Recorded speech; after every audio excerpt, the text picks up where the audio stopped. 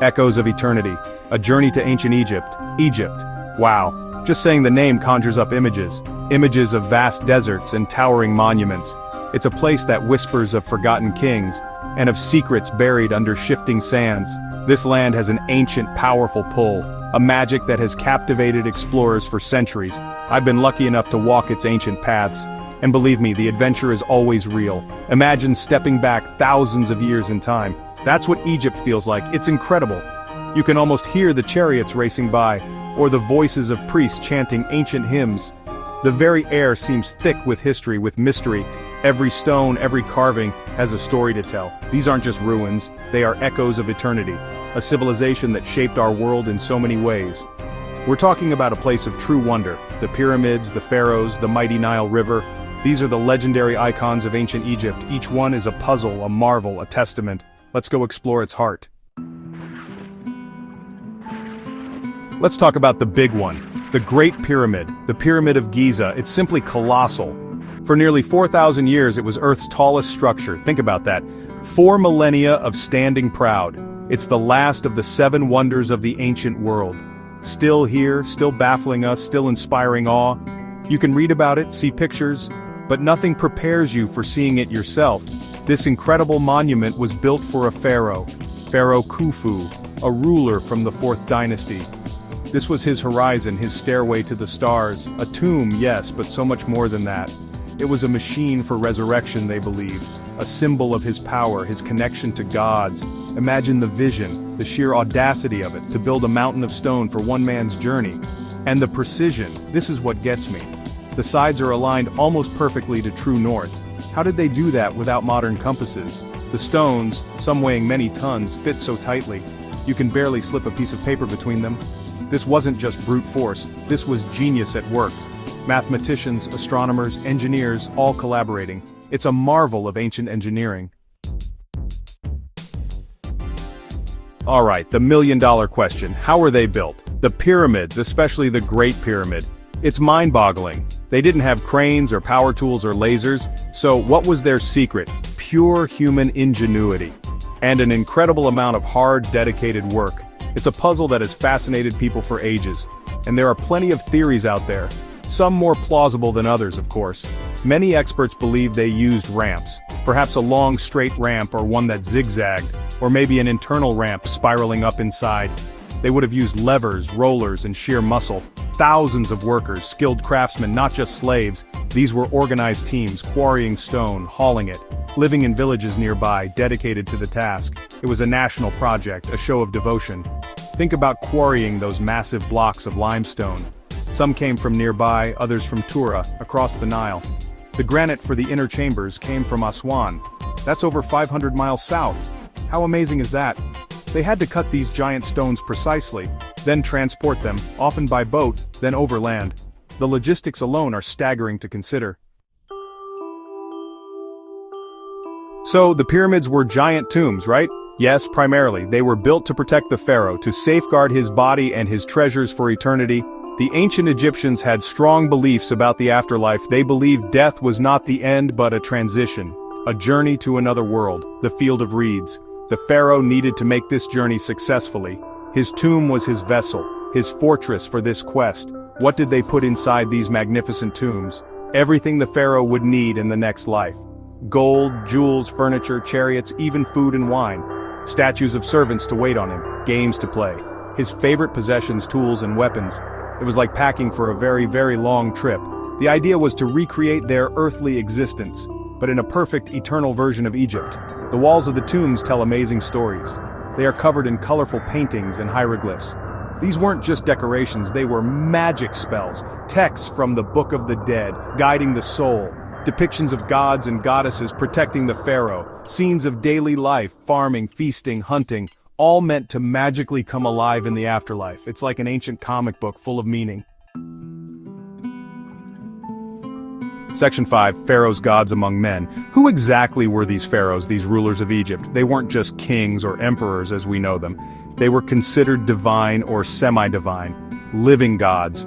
The word pharaoh means great house, like the palace. They were the link between the gods and the people, a bridge between the heavens and the earth. Their well-being was tied to the well-being of Egypt. It's a fascinating concept of leadership. Their responsibilities were immense, truly. The pharaoh had to maintain Ma'at. Ma'at means order, truth, justice, and balance. If Ma'at was upheld, Egypt would prosper. He led the armies, defended the borders. He was the chief priest, performing sacred rituals. He oversaw the building of temples and monuments. The fate of the entire nation rested on his shoulders. We know many famous pharaohs from history. Tutankhamun, the boy king, famous for his intact tomb. Ramses II, or Ramses the Great, a mighty builder. He reigned for over 60 years, leaving huge statues. Hatshepsut, a powerful female pharaoh who ruled as king. She expanded trade and built magnificent temples. Each pharaoh left their mark on Egypt's story. Section 6. Life on the Throne, the world of Egyptian rulers. So, what was daily life like for a pharaoh? It wasn't all just sitting on a golden throne. Though I'm sure there was some of that too. They had a packed schedule, full of duties. Waking early for purification rituals and prayers. Then meeting with viziers, generals, and priests. Receiving reports, making decisions, issuing decrees. It was a demanding job from sunrise to sunset.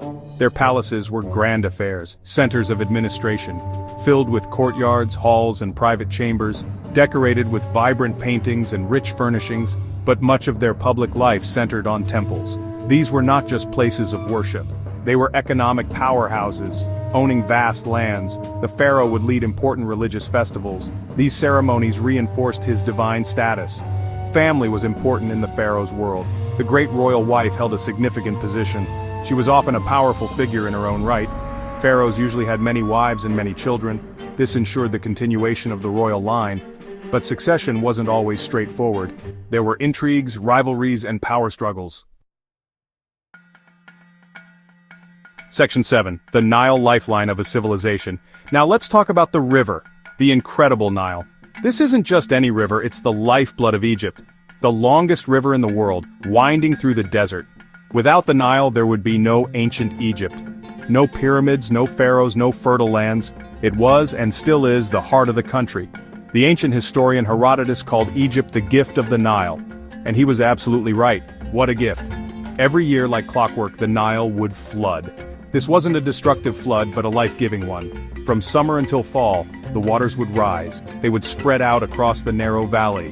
When the waters receded, they left behind a miracle, a layer of rich, black, fertile silt. The Egyptians called their land Kemet, the Black Land, perfect for growing crops and feeding a nation. The Nile was also Egypt's main highway. It connected the different parts of the kingdom, from the cataracts in the south to the delta in the north. Boats of all sizes sailed up and down its waters, carrying goods, people, and building materials, like those massive stones for the pyramids. Trade flourished along the Nile, bringing prosperity. Section 8. Ancient Gifts, Modern Pulse, the Nile today. The Nile's story doesn't end with ancient times. Its importance continues even in the 21st century. Millions of Egyptians still live along its banks, their cities and towns clustered near its vital waters. Cairo, the bustling capital, thrives on the Nile.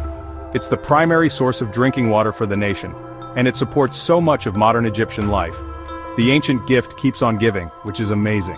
Agriculture still depends heavily on the Nile, though things have changed with the Aswan High Dam. Built in the 1960s, it controls the annual flood. This allows for year-round irrigation and more crops. But it also means no more of that rich black silt.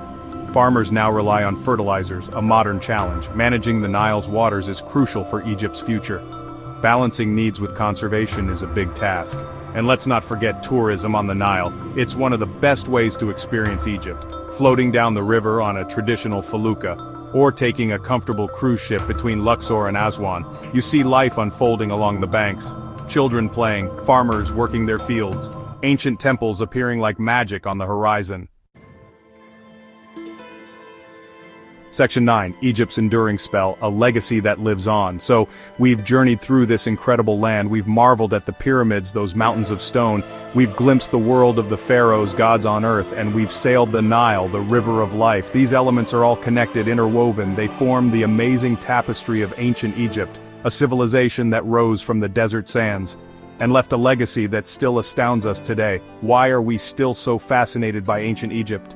I think it's the sheer scale of their ambition, to build for eternity, to conquer death itself. It's the depth of their beliefs, their intricate mythology, the artistry, the engineering, the sheer human effort.